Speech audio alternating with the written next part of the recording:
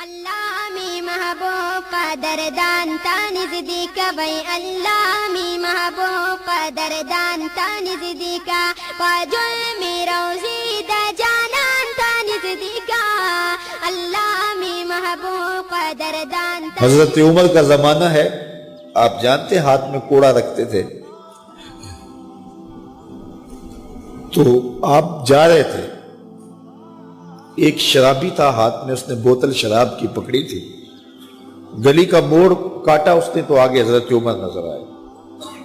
حضرت عمر تو موقع پہ سزا دیتے تھے، ہاتھ میں درہ پکڑا ہے تو اس نے دل ہی دل میں کہا مالک عمر کے قہر سے بچا لے، پکی توبہ کرتا ہوں آج کے بعد شراب نہیں پیوں گا، اور جلدی سے وہ شراب کی بوتل بکل میں بغل میں دبا لی.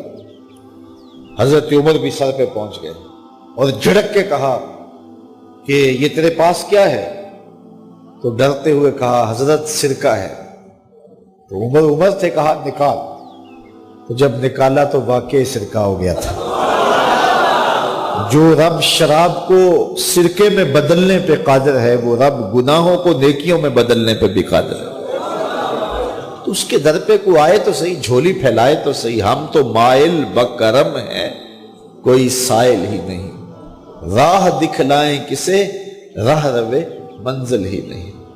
کوئی اس کی دہلیز پہ تو آئے، اس کی چوکھٹ پہ تو آئے، بلکہ اس کی رحمتیں تو بہانے ڈھونڈتی ہیں. بشر حافی ایک بہت بڑے شرابی تھے اور زندگی شراب کے نشے میں دھت گزرتی تھی. ایک دن گلی سے گزر رہے تھے، کاغذ کا ایک ٹکڑا دیکھا، اس پہ رب کا نام لکھا تھا. یار بندہ گناہ گار ہو بے ادب نہ ہو، گناہ گار ہو بے ادب نہ ہو. تو کاغذ کے ٹکڑے پہ رب کا نام لکھا تھا، اس کو اٹھایا، چوما، صاف کیا، خوشبو لگائی اور اونچی جگہ پہ رکھ دیا کہ یہ میرے رب کا نام ہے. اور شراب پینے پھر میخانے میں چلے گئے. وقت کے ولی کو الہام ہوا، جا ڈھونڈ بشر کو اور میرا سلام دے اور اسے کہہ کہ تیرے رب نے تیرے سارے گناہ معاف کر دیے.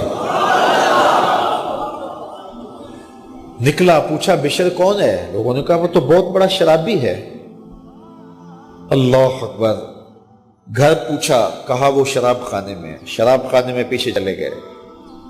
وقت کا ولی اللہ شراب خانے کے دروازے پہ دستک دے رہا ہے.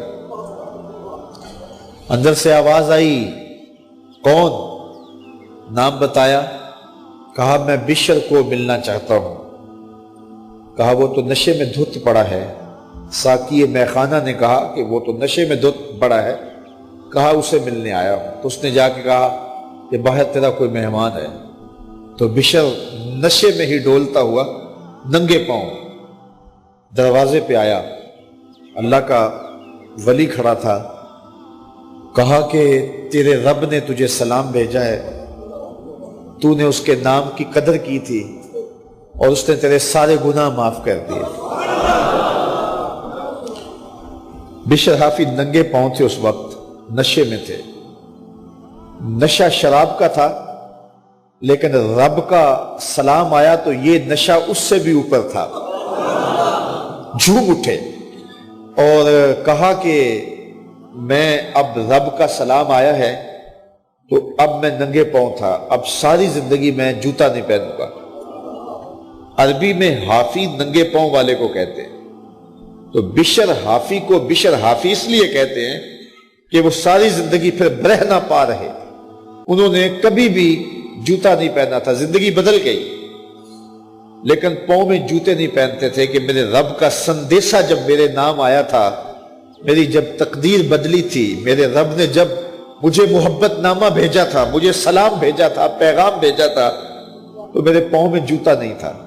تو بشر حافی جوتا نہیں پہنتے تھے. تو رب نے کرم یہ کیا کہ بشر حافی نے گھر سے مسجد میں جانے کے لیے جو راستہ اختیار کرنا ہوتا تھا، اس راستے پر جانور گوبر نہیں کیا کرتے تھے، جانور لیت نہیں کیا کرتے تھے. یہ بشر حافی کی گزرگاہ ہے. ایک دن ایک شخص آیا تو جس راستے سے بشر حافی گزرتے تھے تو وہاں کسی جانور کا گوبر پڑا ہوا تھا. کہ اس نے بلند آواز سے کہا ایھا الناس، لوگوں سن لو، بشر حافی انتقال کر گئے۔ لوگوں نے کہا تمہیں کس نے بتایا ہے؟ کہا یہ گوبر پڑا ہوا ہے، اس کا مطلب ہے کہ آج بشر حافی اس گلی سے نہیں گزریں گے۔ تو جب پتہ کیا گیا تو حضرت بشر حافی کا واقعہ انتقال ہو گیا۔